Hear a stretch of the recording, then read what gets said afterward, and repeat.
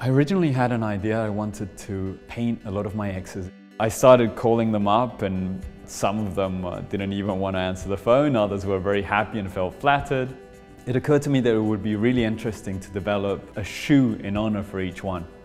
So I started going back, trying to remember different exes that had been important and trying to write down little stories. The little stories then derived into ideas, into concepts. And those concepts went into sketches, the sketches into digital files, and then the digital files into these tests on 3D printing. My name is Sebastian Errazuriz. I'm a Chilean designer and artist based in New York, and I create anything from women's shoes now to a racing motorcycle, all the way to a crazy high-end furniture piece. I have a designer who specializes in CAD, and he will be digitally sculpting each one of these pieces. Once the file was done, we both try to figure out how we're going to try and print this out. This one in particular, for me, it's beautiful. It's capturing that moment where someone could be hitting a puddle and you see that splash happen and get it frozen for 2 seconds and capture it.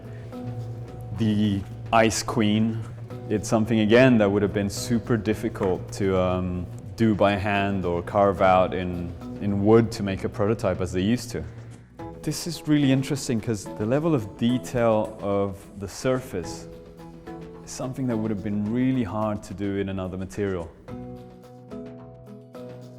From the perspective of young designers, especially if you think of a city like New York where real estate is so expensive, and when you don't have much space, when you're sharing a small space with other people, when you don't have access to all the machines you have, the amount of ideas you can produce to build your portfolio is extremely reduced.